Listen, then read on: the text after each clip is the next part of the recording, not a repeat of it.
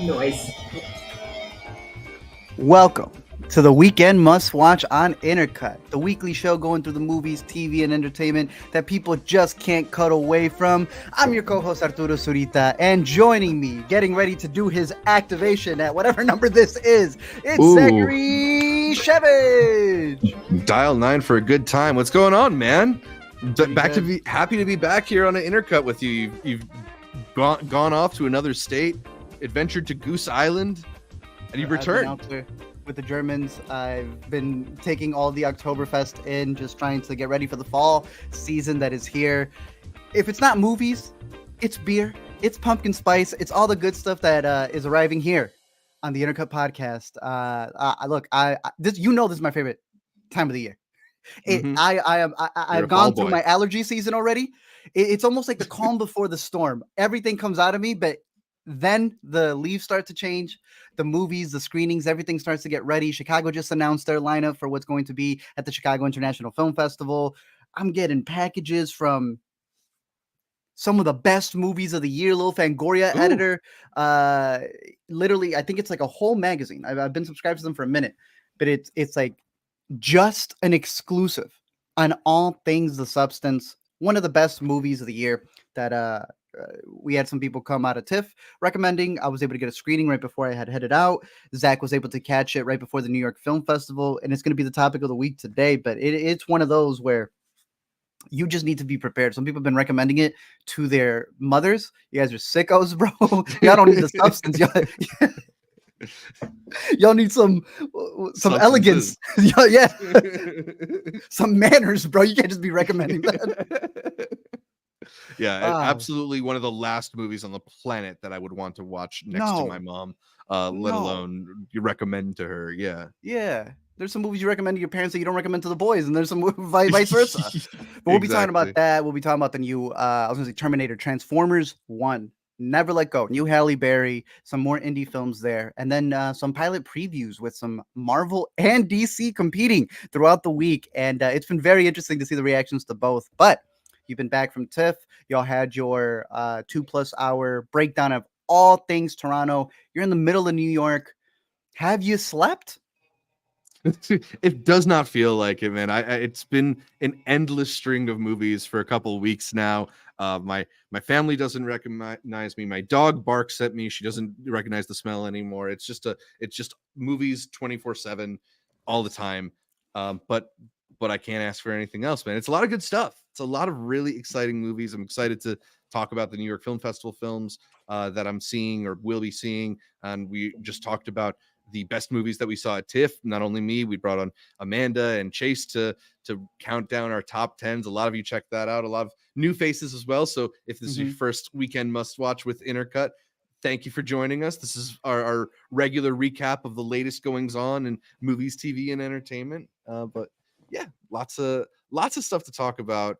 Predominantly, I think the thing that's a lot of top of mind for a lot of people in movie world right now is the film that you got that all that cool merch for, The Substance, because it's out in a bunch of theaters. Let's start. I think the widest release for Mubi yet. Really? Wow. Yeah. Wow.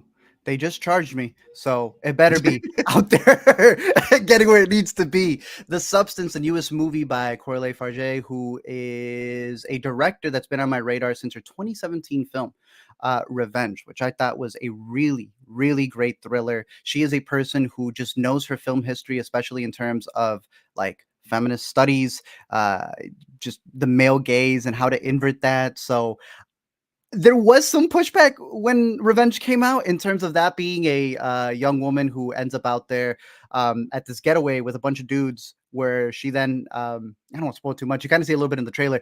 She seeks her revenge, as the title says. And what's interesting is you notice these little earrings here are very similar to the same production design and earrings that you see in the new one. So she's got style, but she's also got substance. And this new movie takes everything that Revenge had going for it, ups it up a level. And I've just been chewing over so much stuff that happens in this movie. Break it down for anybody who doesn't know what The Substance is about or who may need a warning. I think the warning is the predominant thing, because this is a pretty gnarly body horror comedy thriller of sorts. This is a Hmm. film that is about a fading celebrity who decides to use a sort of off-market drug called the substance that does some kind of like weird cell replication to temporarily create kind of a idealized, younger, more, more rejuvenated self, in order to kind of like preserve their good looks, or get a taste of what they once had or something like that, right? This is a film that's pretty firmly focused on the way that we handle aging and we handle beauty, particularly when it comes to entertainment, because the lead actress here, Demi Moore, plays a sort of like TV star, Elizabeth Sparkle. It feels like she's like the star of her own Jane Jane Fonda. Fonda Yeah. aerobics kind of thing, but a highly sexualized version of it, where everybody's in these skin tight leotards and shows lots of leg and whatever. But obviously Demi Moore is an actress who is, not the hottest young person on the market anymore. She's in her Hey. look, I'm not complaining about getting We to look talk at Demi about Moore. suspension of disbelief, right? They Right. show her right at the beginning, and I'm like, hey, I know a bunch of people in this theater right now in their 20s Yeah. who wish they looked like Demi Moore. Exactly, right? Like, she is absolutely stunning, but at 61 years old, when you put her alongside somebody like Margaret Qualley, then you get to get into the kind of like little insecurities that people often pick at and feel like they see in themselves, right? Like, I don't look at Demi Moore and see a woman who is whatever quote unquote past her prime, but like, I think what's interesting about this movie is the way in which they kind of like hyper focus on the ways in which we are self-critical and can't Yeah. see the best of ourselves. There's a lot of like extremely graphic body horror of limbs sort of coming apart and blood and pus and all sorts of liquid spewing Injections. out. But ultimately, I think like the most horrifying things about the substance are those moments when these characters are hyper focused on themselves and looking at all the little things they wish were better. There's a scene that is featured prominently in the trailers where Demi Moore is sort of looking at herself in the mirror, and that's one of the most anxiety inducing parts of the movies to me. Yeah, this is one of those where I know that some people may take this whole idea of, because it's the environment that she's in, right? You got Dennis Quaid playing the person who keeps telling her 50 is the expiration date. Like, you're done past that. But this is something dudes go through as well. That scene you're talking about, you're ready to go out and just something ain't working, right? And you just Yeah, keep going back. You keep going back to the point that you look in the mirror and you start seeing what they see at the end of this movie sometimes. And it's that idea where it's a very internalized thing. I've loved the breakdown of it's the violence you inflict on yourself, because that's how you start viewing yourself. And this character isn't just going through these injections in order to be able to create her younger self. It becomes this metaphor of you almost being jealous of a past you can no longer be. This Right. idea that when you're young as well, you're willing to do stuff that may affect your older body, but you're like, I don't have to worry about that now. And there's just so many different takes from the movie that I found to be enjoyable, just if you're there to watch a body horror flick. But if you wanted more of that title, I think it's in there. And it's been fascinating seeing people like describe it who have not liked it. They've had like a reaction to it. And in like the middle of it, there's just not enough substance in the substance. They almost catch themselves in the middle of explaining it. Right. I think it's one that's going to age well, the same way that Revenge has been able to age well, because there's a lot of elements to it where, as you mentioned, the Fonda Fitness aerobics thing that's happening. She wants to be younger, and she wants to take this experimental drug so that she can participate in that, so that she can reach whatever new heights she hasn't been able to. And in that, there are a lot of sequences. That's the one thing I will say the movie does have a lot. As guys, we're probably not complaining, but there's a lot of camera shots specifically just on the sexiness, the gaze that comes from being this person up on screen. But what I find so fascinating is that a lot of people have complained about those scenes not realizing the purpose in the movie. They're clothed in those scenes. But when it comes to these moments where they're taking the substance, that's when they're actually butt naked. But you are so focused on that it's almost desensitized you for the moments when they are actually there in the bathroom, where it's the actual drama of what a person is seeing within themselves, the harm that they're doing within themselves in order to be able to appear younger, to chase what has been gone. And I think she's a genius in the way she directed this movie. I think Demi Moore is incredible in this. People have been calling it a comeback. She didn't go anywhere. She is firing all cylinders here, and I think it's some of the best that Margaret Qualley has been. Yeah, and Qualley's had a pretty remarkable year. She did the what was it, the Ethan Coen movie earlier this year, Driveway Dolls, that we enjoyed. She was fantastic in Kinds of Kindness, the latest from Yorgos Lanthimos. But here you really do get to see so much of what she's able to do. She has this really fun kind of devilish presence, and I think with all the characters here, there's sort of an element of like Icarus, in that they all fly a bit too close to the sun. They're trying to achieve something that is ultimately going to be their downfall, and that's one of the things that I think is really fun about this. It is something that makes the general arc of the movie a little predictable, even if you may not predict like the exact thing that's going to happen next. You sort of see how this is kind of like a tragedy looming, right? But I think it doesn't matter so much to me that the story is maybe a little bit predictable, because as you said, it is so fun and stylish, and you just sort of like keeps you glued to the screen, whether it's because they're showing you like these really crazy body horror moments, or these really alluring kind of show within the movie moments that are the shining moments in the spotlight. I just found it to be really intriguing. I found it to be really entertaining. And it has a lot of interesting ideas about how society sort of reacts towards age, and to youth, and to vitality. And I don't know, I think this is going to be a lot of fun for most people. For sure. I again, like you said, even if you know where it's kind of headed, I practically had the ending spoiled for me, but it's like the execution of it is still what's so insane. The balls to the wall element of it is fantastic, but it is rooted in those performances. Like, it's not about, oh, this is another one about society. Like, we have The Uglies on Netflix right now, bro. Like, that's not a good movie. This is putting you in the shoes of what it feels like. It's using body horror to put you in a person's perspective of what they're willing to do to be able to achieve something. There's one moment where she like calls for the refund, right? As she's dealing with these doubles. And she just like straight up respond. They ask her, is like, you are you not happy with your product? She's like, no, I just don't like myself. And there are some really, really good moments of just performances from Demi Moore that I thought were outstanding, mixed in with humor, coming from either the crazy neighbor next door to Dennis Quaid eating lobster, which was, or shrimp. Sorry, it's shrimp, which was absolutely atrocious. I just thought it all worked. So good in the film too, as this just like ultra Hollywood chauvinist. Right? It's an incredible performance. And you mentioned the Ray Liotta from Reagan thing to me. To this. Oh yeah, that it was going to be Ray Liotta, and then he comes in and kills it.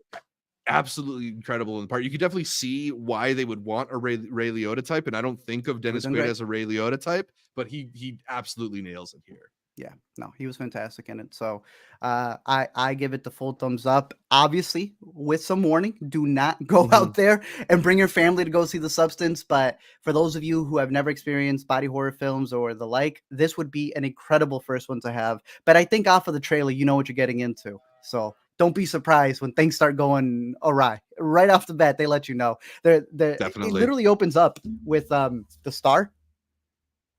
And there's just disgusting sound design when it comes to everyone dropping stuff on it, that it's already giving you the warning off the bat. Like, this is gonna get sick.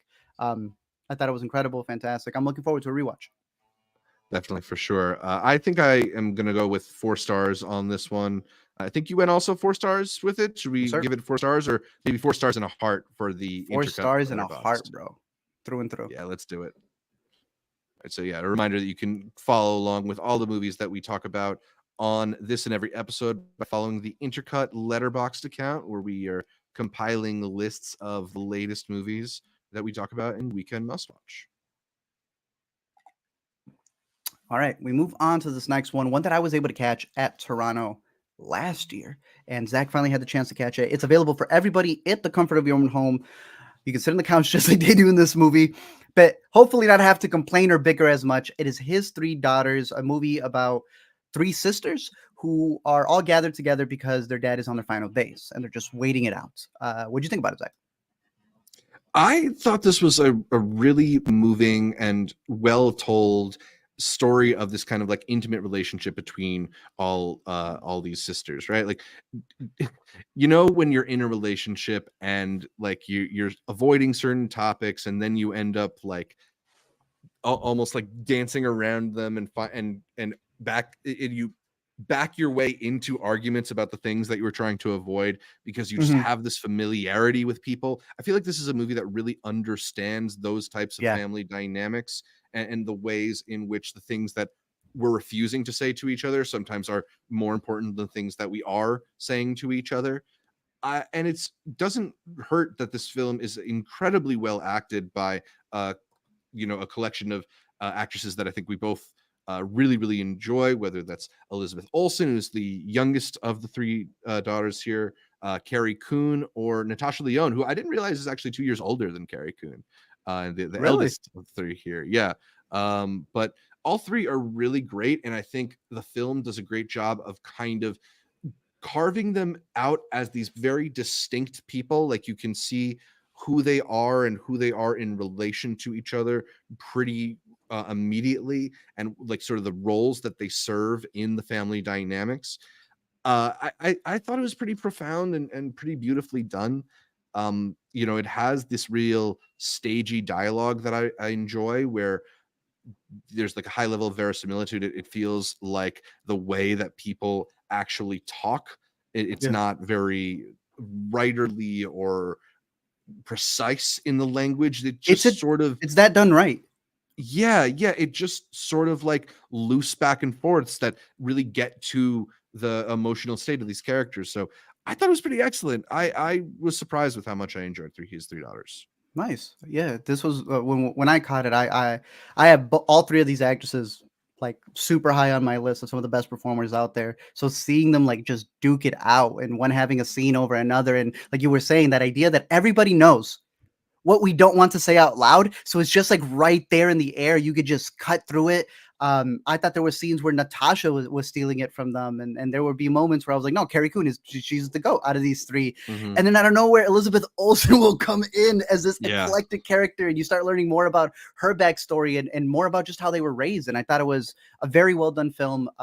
Again, as we were describing it, it really does all take place in this apartment. So it could very much be a stage play, which if I'm not mistaken, might have been. I believe it originally was. So definitely put this one on your radar. I would have recommended it in theaters if it was like at a music box, any art house near you, but it is in the comfort of your own home right now, streaming on Netflix. I gave it 4 stars. I'm not sure what you're sitting with as we plug it in. I think I'm sitting around 4 stars. I think I'm sitting around 4 stars as well. We can give it the duo 4 stars on there we that. go. A really excellent film. It reminded me a bit of another movie that I liked quite a bit from a few years ago. That's also an adaptation of a stage play, The Humans, which similarly gets to the kind of like simmering hurt that exists inside these nuclear families, but maybe a little bit more. There's maybe a little bit more joy to be found in His Three Daughters than The Humans. just a tad bit. All right, 4 stars. You giving it the heart? I'm having trouble hearing you. I don't know if it's my end or your end. Oh, my bad. Testing. Now I hear you. 1, 2, 3. There you go. 4 stars, but are you giving it the heart? Ooh, I could go with the heart on this one if you're down for a heart. There we go. 4 stars. Only child for the win. There we go. Come on, let's do it. Yeah. All right. Before we get into our TV pilot previews, because we have some big stuff that's going to be going on, I believe, until November. Like everything that started this week, it's not wrapping up till Snowfall. But there was 2 quick movies that I wanted to mention in terms of theatrical releases. One of them being the new Transformers movie, Transformers 1, a film that is completely animated and comes with a massive voice cast. Chris Hemsworth as Optimus Prime. Brian Tyree Henry as Megatron, or I think is D16 in this movie. D16, yeah, I got that right. Scarlett Johansson just being Scarlett Johansson, and Keegan-Michael Key, who to me has been one of the very few people who, when it comes to actually doing voice acting in all of these animated films that you see, including Lion King, which is animated, he does something different. Here he plays Bumblebee, and I thought that this movie maybe the best story we've seen in a live action, or not live action, feature film Transformers film. It takes it all the way back to when they're just regular robots up in space, trying to figure out how they're going to get this little thing right there that he's got in order to be able to free the Transformers who have kind of been enslaved, but they don't know that they've been enslaved, Zach. And at that point, Megatron and Optimus are also friends. So you got this real big prequel energy of what's going to happen. Alina went into it, I don't know how, not connecting the dots that was Optimus Prime. She just thought it was a fool who looked like him, that Megatron was just someone who looked like him. So if you know nothing about Transformers, I think this is a great primer. If you do know a lot about Transformers, boy, are there Easter eggs upon Easter eggs. I thought it was delightful. I saw it in 3D, not necessary, but there was some incredible animation in this film. On top of it, it comes from Josh Cooley, who has worked on some Pixar films as well. And I thought the way he was able to establish the story was very well done. So I'm a nerd, and I saw it in a Prime theater. Probably watching Dolby because I think the sound was pretty good. I didn't see it in a Prime theater, but I think it's Optimus definitely Prime in a Prime screen. Get it? You got to. Yeah. I think I'd lock it in right now as a 3.5, a little junior price for me. If you're a big fan, this is a fantastic family movie. And one that I did find delightful. I thought it was very well done. Nice. Transformers 1. I'm pretty sure they're going to have follow-ups as well. So expect Transformers 2, 3, 4, as they got the live action ones going. So good for them. I mean, they helpfully named this one Transformers 1. It's almost like pre-ready for a sequel. Ready to go. I'm curious if you think that this will ultimately be something that might contend for one of the 5 slots and best animated feature at the Oscars. I believe Paramount is going to push for that for this movie. I'm not opposed to it. I'll probably be able to come up with another 5, but I wouldn't be mad if I made it in there. They're also pushing their new Paramount logo. It's not even Paramount, Hasbro logo. So when you do catch it, it is the weirdest logo, bro. Like Amblin, you got a kid biking up to the moon, right? You got all these different things, scot-free. Bro, it's a silhouette of Mr. Potato Head, the Monopoly man. What? And I was like, what am I watching? And it's like Hasbro Pictures. I'm like, what? So expect a lot from Hasbro in the future because they do got the Monopoly movie and whatever other toys, bro. The toys are coming to life. But Transformers 1 gets a thumbs up from me. Curious your thoughts when you see it, as well as this other one, Never Let Go, that I'll cover quickly here because it is the newest film that is actually the first film from Halle Berry's production company that she's pushing. Bro, okay, I got it right. I was like, did I put an A on her name? No. Halle Berry, perfectly said.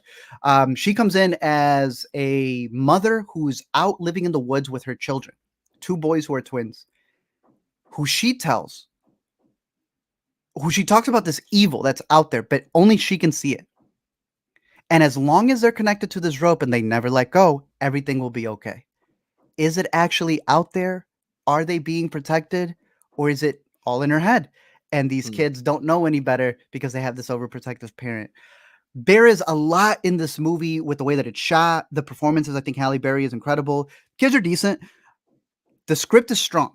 It's one of those that we always talk about where you may not want to rewatch it, but boy, do you want to talk about it. You need to see it immediately. This is one where you definitely want to have a spoiler discussion in bringing up certain elements of the film. I find it funny that one of the kids, let's see if I get the correct one here. Yeah. This kid's been in The Deliverance, and now he's been in Never Let Go. Both movies where he's dealt with a very overprotective mom dealing with some ghouls and demons. So he is in a pocket for this. Again, I enjoyed a lot of elements in the film. In what could be hallucinations, what not, different things that you can pick apart because they've mentioned there being enough story to be able to make a prequel and even a sequel to this film. But I think it swings for the fences on some elements. There are very dark moments. There are jump scares that I hated, but were very effective. But at the end of the day, it's one of those where I saw a lot of people coming out of the theater before me, either enraged or intrigued with the way that it played it out. And it's one of those that can cause a lot more discussion, even if you don't find yourself having a great time while watching it, because it is very mundane at points. But the talking points that come about from it, I thought were were interesting. So I'm curious to know your thoughts on this one once you catch it. I would recommend it maybe in the comfort of your own home, unless the trailer really intrigued you. Then it is worth seeing in theaters because it is shot beautifully. This comes from Alexander Aja, I believe is how you pronounce it, who has done a bunch of other horror films, but I really like Crawl, and I know he's working on a sequel to that as well. So he's got a really good eye for visuals, and he does a great job here with the story. Never Let Go, out in theaters now. Definitely one to discuss. Nice. Yeah, I'm curious. A bit curious about that one. Seeing a little bit of a divided reaction in the live stream tune, saying that he really liked Never Let Go quite a bit, and Blaze saying that there were a lot of good ideas, but the execution problems near the end maybe kept them from fully embracing it. Again, without getting into too much spoilers, it is definitely one of those that'll spark discussions, whether good or bad. But I think the premise itself is interesting, and what they're trying to discuss. All right, moving on from there, we have our pilot previews. I'm gonna start off with the better of the two, The Penguin. They have been saying this is Tony Soprano, but in the DC universe. I love it. It's great. I only got one gripe so far. When they go to Jersey, like just straight up Jersey, boy, was I taken out of that visual world that Matt Reeves created in his Gotham. It just really looked like they were in Jersey, bro. It was some bike rider's backdrop. Other than that, the performances in this is a through and through mobster series in the DC world, and I am vibing with it. Colin Farrell's firing on all cylinders. What'd you think? Yeah, I think it's pretty fun and pretty effective. I mean, it's great to center your show on performers like Colin Farrell and Kristen Milioti, who are obviously great and will help you like keep your attention in scenes because they're just so dynamic. There's definitely like echoes of The Sopranos here to me, and it feels like what Ozark was to Breaking Bad. This is kind of to The Sopranos in a way where like it's clearly not the same like style of execution as the original. It's maybe a little bit more poppy, a little bit more populist entertainment focused, but like it's still got the core there of the show that we've grown to love. And you know, I think it set itself up really nicely to be a pretty intriguing world that blends kind of the dark gothic comic vibes of Gotham with the feel of like a mobster world show like The Sopranos. So I wouldn't say that like I was blown away by the first episode, but I'm definitely in and curious where this world is going to go. I feel you. It's very much like the Joker in the way that it was able to take, you know, bigger movies, Scorsese films, and be able to contextualize it in a DC world. This is a very similar thing. I agree with you because there are moments where he'll just describe stuff. I think he's watching like CMT and he describes what the song is as opposed to just, you know, having another show that would have just shown it to you and you connect the dots. How does that infer to what's happening with the character? But he's got like a little buddy who he's carrying around who he pretty much has to explain things to. Yeah, it's a little bit of spark notes to it. Yeah. But I think the performances are great so far. I know that the makeup on him, that was something that when we were doing the Intercut Awards, I had said that it was some of the best makeup of the year. So now seeing it in an 8-episode series, I can only imagine how much he hated it, which I think he's talked about. But Kristen Milioti, her eyes have always been used for like this doe-eyed, you know, the X in Wolf of Wall Street, the mother in How I Met Your Mother. The way they flipped her eyes to be a psychopath is so effective, dude. It's great. I'm tuned in. I'll be going in every week on Sundays. I thought it was interesting that they started it on Thursdays and now it's going to be Sundays. Weird shift there, but I don't know. I guess if it works for them, it works for them. But it's gonna be Sunday nights for the rest of the year. Yeah, it's just gonna be a lot of fun hearing the two of them do that accent work for the next 8 weeks. Moida. There's Moidas in this town. Speaking of accent work, speaking of homaging other things, we've only got a couple of episodes. Clearly, there's a lot of love here that should not be there yet. Agatha All Along. You know it's funny when all of the Marvel people, like the people who cover movies, but in reality they cover Marvel, they got to do that. Is it bad? Did it not live up to the hype? Like, can you not just say it's not good? Like, you got to ask your audience a question. There's a lot of like, I wasn't fully sold on Agatha All On Alongs this going one, going around on rough Twitter right first now. episodes. No, it's not. Yeah. It's not good. At least at the start. It's just the beginning. This is a pilot preview. I have loved the people who have just defaulted. You know, the people who are like, "Yo, I'm rooting for this. It's gay characters." It's not good. I will not be participating in the memes. I hope it gets better. It's a Mm-hmm. little rough at the beginning. What are your thoughts on it Yeah. so Did you far? catch It's both of the first 2 episodes or just that one? No, I knocked them both out back to back. I'm like, let me just get this out of the way. Yeah. So what I would say is that I do think it picks up a little bit in the second episode, but the first episode, which feels like they're trying to sort of do like a WandaVision-esque thing with the Ugh. fake TV show in the world and whatever, it just kind of feels like they're killing a lot of time in that Yeah. episode. Like there's some fun ideas there, but it's just a lot of fluff and a lot of spinning their wheels. And then ultimately it gets to episode 2 and I kind of feel like it's almost like a prestige CW show in that you have this sort of like cutesy chunky dialogue and it's a story Yeah. of this coven coming together, the story of these witches and stuff like that. Like it feels, like expensive Buffy the Vampire Slayer, although I still think Buffy is probably better than Better written. episode Yeah. 2 was. But I think at least episode 2 hinted to me at what a show like this could be and where it could go and where it could develop in an interesting way, right? Like with these disparate characters coming together and like an unlikely ragtag group that has to learn to conquer this thing of the Witch's Road or whatever. It takes a while to get there, and I'm not exactly sold on the journey of it. But yeah, I don't know. I at least see what the show is by the end of the second episode. I didn't really feel that for the first one. Yeah, I feel you in the same way. I think that the characters have potential. I like this idea Mhm. of them, getting ready to do this coven buddy road trip that they're going to go on. Walk the road or whatever. Yeah. Yeah. Look, Catherine Hahn, right? Great. Yeah. Great actress. She is not doing anything bad performance wise. She's going in and out of Mhm. this character. I just wish they wrote better things for her. I Yeah. feel like a lot of it is just so that you can have an in-out gift type of moment, but they don't realize that those moments don't come from you wanting to pitch it and revolving an entire scene so that someone can do a bit to the camera. Give us a scene, and out of that, people will decide what's the point in that scene that people will in and out, cut out, and use as a meme. I feel like the characters are still a little thin, and they're using the excuse of, like you said in the first episode, trying to recap a lot of WandaVision and giving us the same story that we've seen there. I want it to find its own footing, and so far, the most entertaining part of it for me has been the ending title sequence. I thought it was really cool that they were able to clear a lot of the witches in there, but Right. yeah, it's a rough start right now, and I'm a little worried because I feel like we're in this next leg of Marvel TV shows, and to me, that's going to include the new Daredevil. And Daredevil's where they cannot mess up is all I'm gonna say. So Right. Agatha All Well, Along, it is. Go for it.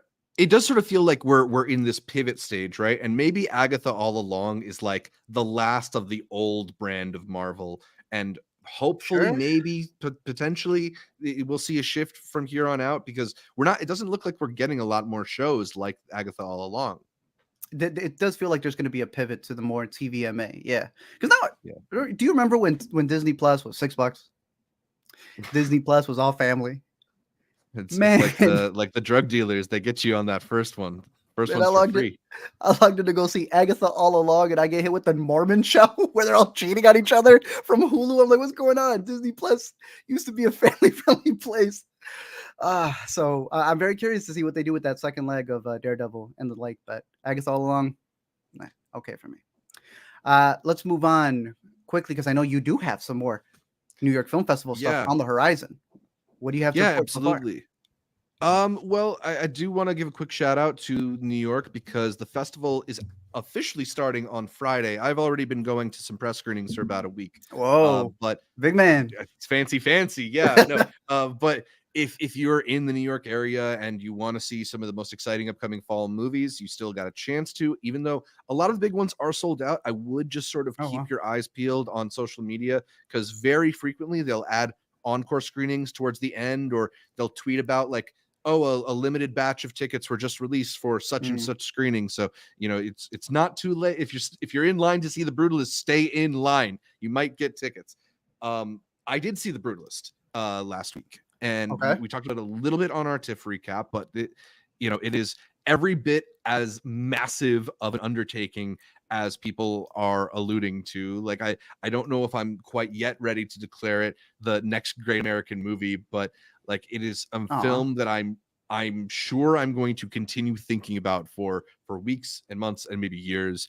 I'm really excited to talk to you more about it once you get the chance to see it, because I believe it's coming to Chicago as well. I don't remember, but Let's I go. think so.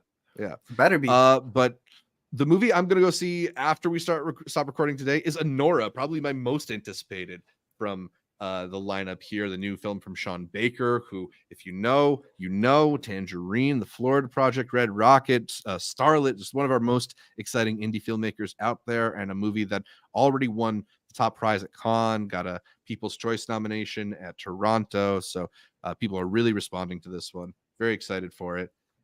But aside from those two films, there's a lot of exciting stuff there. Luca Guadagnino's new film Queer, which stars Daniel Craig. Ramel Ross's narrative feature debut, Nickel Boys, which has been getting really interesting reviews So out of excited for this. Telluride, Yeah. and is kind of like a stealth Oscar contender at this point. I think it might get one of those top 10 Best Picture Hell slots. yeah. Nice. I read the book for this one too, and it's a really incredible story. So I'm very excited to see how they adapted. There's some really interesting stuff about how he chooses to shoot the film that I don't want to necessarily want to spoil for everybody, but it sounds really exciting. The new Pedro Almodovar is here. The Room Next Door. The new Steve McQueen is the one that I'm probably also really amped for. Blitz, which is a film that takes place in London during World War II. You also have Saoirse Ronan in this film. Steve McQueen is just like I feel like he's like one of our goats specifically. We've talked a lot about his work on Intercut, and we tried to sing the praises of Widows, which is a movie that so many people overlooked. But McQueen's back, and hopefully gives us more of the amazing films that we've come to recognize from him. But it's a really solid lineup. You have Oh Canada from Paul Schrader, No Other Land, which a lot of people are talking about as one of the most impactful documentaries of the year, which is sort of about the Palestinian or the Israeli occupation. You have The Shrouds from David Cronenberg. You have The Seed of the Sacred Fig, which I also saw last week and is a remarkable story. Shout out to A Real Pain, which we loved out of Sundance. It's going to be incredible at the festival. I'm also really looking forward to Pavements, which is the new film from Alex Ross Perry, which is kind of like a documentary narrative hybrid about the band Pavements. And Alex Ross Perry is always a very interesting filmmaker, so I'm fascinated to see how he's going about this one. It's a really excellent lineup. And beyond just those really splashy films, you have movies like Dahomey and Hard Truths and Grand Tour and I'm Still Here and EFIS. Shout out to EFIS, which our buddy Taylor J. Williams, I think, was part of the crew of. I've heard really great things about that one. So up and down the lineup, there's a lot of exciting stuff to see at New York Film Festival. I'll continue to be talking about it for the next 2 or 3 weeks here on the podcast. Sounds good. Really throughout the rest of the year, because these movies will be coming out over the course of the next few months, and a lot of them are very, very exciting ones. Best time of the year, baby. Yeah, this is the movie stuff. Christmas this season. Don't forget Sliff right on the horizon as well. Shout out Sliff. Shout out Sliff. Shout out Chicago International Film Festival. Shout out all the Philadelphia good stuff. International Film Festival. All good stuff. As we always say, just search up Film Festivals United States Wiki. It will give you a list of everything. Look for your state. We guarantee you don't always have to travel. Let people travel, tell you what was good, and wait for it to appear near you, either in New Orleans or in Philadelphia, or there's a bunch of places from Florida to St. Louis, like we were mentioning. A lot of hometown film festivals will be bringing those in. All right, let me move on to our coming attractions. We'll do a little yay or nay here. You let me know if it's actually going to be on your radar to be something good or not. This first one's interesting. Ellen DeGeneres. For your approval. Does she get yours, Zach? No, because she got kicked out of show business so justly by the big bully Dakota Johnson. I don't know. I thought it was funny that her last stand-up special was in 2003. Like, it's really been a long time since we got new stand-up comedy from Ellen DeGeneres. I mean, she was funny at a point. I don't think I'm She excited for was this one, so I'm big. gonna go no. But I'm interested. I don't like the idea of using, like you said, yeah, stand-up comedy as your way to come back. Oh, let me not taint my show or anything else that might have it. I'm gonna have it be on a stage. I don't like the for your approval bit of it. I yeah, think it's a little too cocky for someone who's looking to, I don't know, ask for people's approval and is on her apology tour. But Ellen was the GOAT for a while in terms of not just her stance on things and having one of the biggest daytime TV shows. She's freaking Dory as well. right. We'll see how it goes. I'm intrigued in it, but yeah, I'm not giving it the full yay yet. Another one on Netflix though is Nobody Wants This, a comedy romantic series Yeah, starring two people who I think are adorable, cute, Kristen Bell and Adam Brody. Thoughts on exactly. this one? And they can really pull off sweet, but also a bit acerbic. So I'm hoping there's a bit of a sharper edge in the show than in the trailer, which looks cute, Yeah. but maybe a little bit cheesy. The show also has Justine Loop, who is Willa from Succession, Timothy Simons, who's Jonah Mm, from Veep, and Sherry Cola, one of our favorites from Joyride and Shortcomings. So nice. there's enough there that I'm intrigued. I'm going to go yay. I want to go yay as well. It's just like you said, you watch that trailer and you go, okay, this is kind of 10 episodes. I Yeah. don't know if I can do 10 episodes of that. That's my only problem with it so far. But the next one is one that also premiered at TIFF, and I'm surprised. We're talking about animation. This one's sitting at a whopping 4 stars so far on the Yeah. Letterbox curve. You're almost up there with it. Remind me, Wild Robot, worth going full combo price for it in theaters? I think so. I mean, look, this is a very heartwarming story, even if it is a little bit trite. It's a story about found family and the sacrifices that a mother makes for their child. So it's not entirely unlike Night Bitch in that way, but it's sweet. It probably will make you cry. I don't think it's Oh, nearly as good as some of the hype might suggest. Like there's people coming out of this movie saying it's the best animated film of the decade, the best animated film that DreamWorks has ever done. I don't know about that, but it's from Chris Sanders, who did Lilo and Stitch and How to Train Your Dragon and The Croods. So okay. he's like a reliable guy. And I would not be surprised if this not only gets nominated for Best Animated Feature, I could see it winning. It won't be my favorite of the Oh, year, but okay. it's a solid one. All right, not bad. Lupita good? Yeah, Lupita's fine. And Okay. she's plays a robot. I don't know. We have another one from an Oscar winner that you caught 2 TIFFs ago, and that is Yeah. Lee, the true story of the photographer. This Yeah, one worth it's a solid but catching? unspectacular World War II era biopic about the remarkable life of Lee Miller, who was a model turned war photographer who Oh. describes herself as someone who loved to drink and loved to fuck. And it's a Oh. fun part for Kate Winslet because of that. But I wish the movie was as good as she is in it. Mm. Surprisingly great supporting dramatic performance from Andy Samberg, though. I remember you telling me. I'm excited for that. Yeah. This one is in limited theaters. I know we're getting it rolled out this Thursday, so I'll be checking that one out. Um, Mhm. clearing out the day, the calendar, the whole schedule for Another night. Megalopolis. Yeah. Oh, I think you and I are the last ones to see it. I think on Right. planet Earth in terms of press reviewers at film festivals. hmm But we have heard nothing but bad things. So I ask you, Zach, hmm has it detracted you, or are you ready for the 2.5 hour, really feels like 4 hour epic? Look, at this point, I'm pretty convinced I'm not going to like it, but I still really want to see it. I still really just need to experience it. I don't know. I think we both come out as psychopaths Yeah. defending this movie hard. I feel like I it's either we're not going to be mixed on it. Mhm. If one of us sees it first and likes it, I can guarantee you we're both going to come on this podcast either Yeah. hating it or we're going to be the delusional ones who are going to defend Right. it to death. But Fingers we've also been crossed that it's prepared. our Babylon this year. Probably not, but we'll see, right? Megalopolis. It has screenings tonight in IMAX for the IMAX experience. That may be where you get the immersiveness that has been getting pitched. I do not believe at my 7 o'clock screening on Thursday there will be a dude walking out, but we shall see. Another one that was in limited release. I'm giving this one a thumbs up. Wolves. I don't know how they're going to pluralize it because it already has a sequel coming out Right. that's been greenlit. Wolfers, yeah. This is coming out to Apple TV Plus. Crazy to me because I don't know if you heard this. Brad Pitt, George Clooney, they're kind of decent, Yeah. and they couldn't even get a movie in theater, so I don't know what's going on.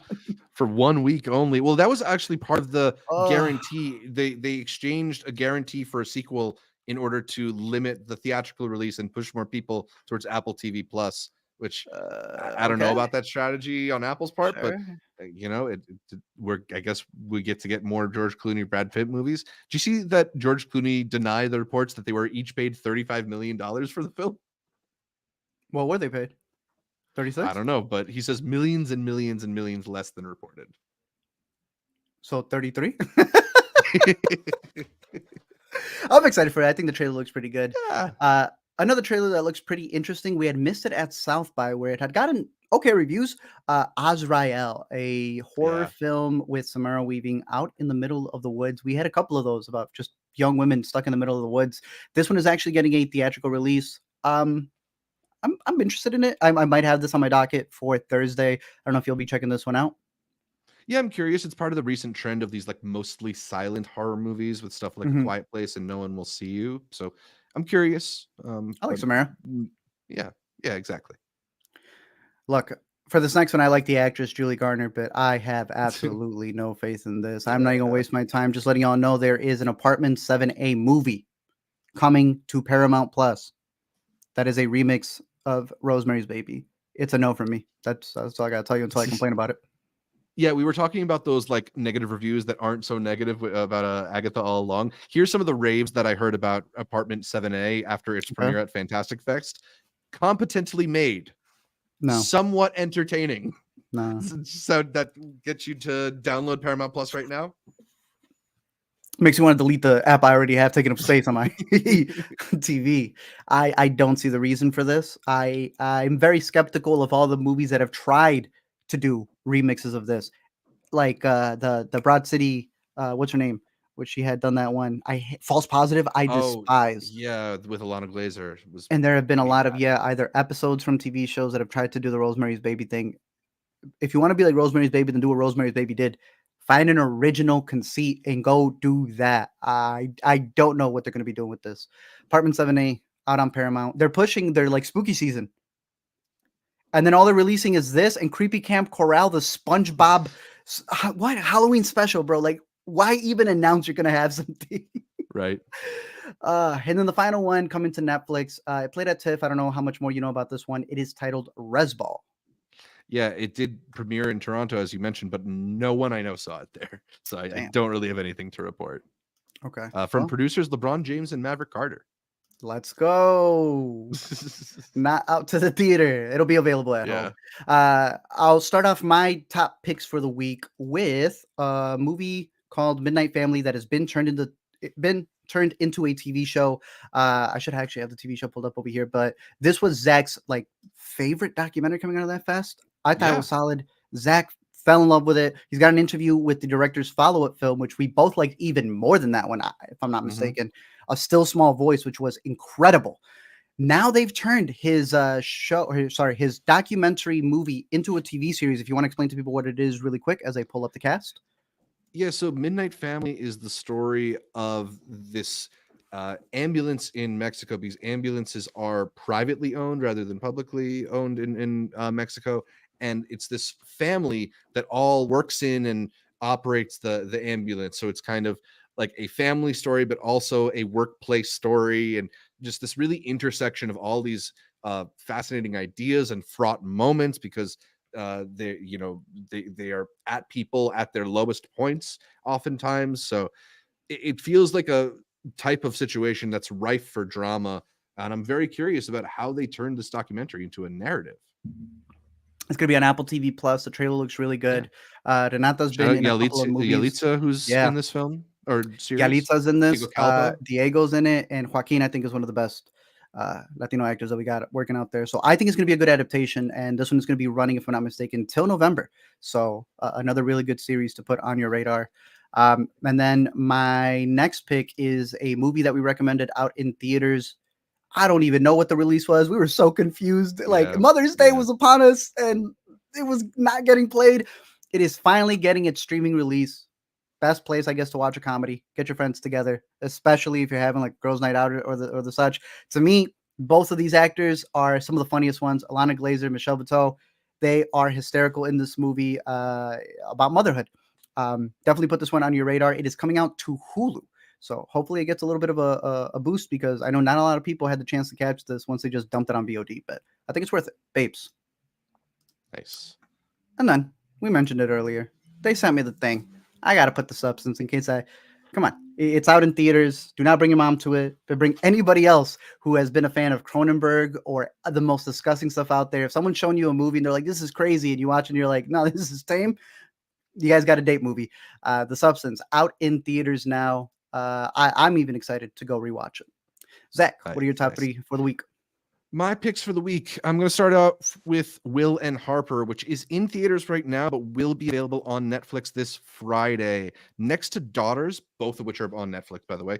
This is probably my favorite documentary of the year so far. It is a really moving story of friendship through the years and just this very heartwarming thing from Will Ferrell in trying to, help make his friends transition easier by going on this road trip with them. And I just found it to be so heartwarming. It brought me to tears, but it's also just hilariously funny because you not only have Will Ferrell here, you have Harper Steele, who has written a lot of the things that Will Ferrell for. So she's also bringing a lot of comedy to the table, plus all the cameos they get throughout this documentary.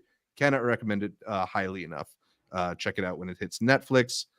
Also going to recommend this interesting Korean thriller called Sleep. This is a film that I think first debuted at Cannes, has done the festival circuit since then. And it's a movie about this newlywed couple who are starting to experience some weird things because when he falls asleep, he starts to sleep talk, and she's not sure if it's just him having trouble sleeping or there might be a demon possessing him in the middle of the night. Of course. And it rides this line of like what's really going on here for a long time and does it in a really tense and disturbing way. It also quick shout out to Jung Yu Mi, who, or actually was it I'm mixing them up actually. It's Lee Sun Kyun, who you may recognize from his work in Parasite. He was the male lead of this film and unfortunately passed away last year. Really tragic scenario. But he leaves behind a really incredible performance in this film. So check out Sleep. I believe it's going to be available on VOD. Nice. And then lastly, another VOD mention. I shouted out The Becomers a couple weeks ago, but I'm doing it again for two reasons. One, it's now available on VOD. And two, I actually got the chance to watch it, and I thought it was pretty delightful. It's a really interesting alien invasion story. It reminded me a little bit of that Noomi Rapace film that we caught at Sundance a couple of years ago. You Were Never Here, or You're Not Alone. What was that one called? Yeah, I think You're Not Alone. Where there's sort of like a body swapping element to it. And here it's a story of these aliens who come to Earth and they kind of inhabit different life forms and go through different bodies.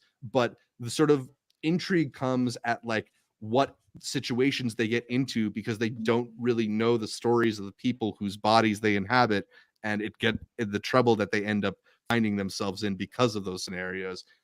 It's really cool. It's a bit punk rock. It's very silly and a little romantic. It just kind of has like a mix of so many things that I love in movies. And I thought it was quite delightful. So I'd highly recommend checking out this new film from Zach Clark now that's available on VOD. Nice.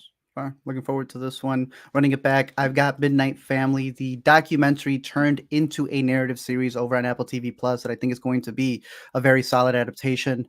I've got Babes over on Hulu, the South by movie that I found to be hilarious, dealing on friendship and motherhood at the same time, and where the two kind of coincide in this idea of many times the breakup between a friend is more heartbreaking than the breakup between a lover.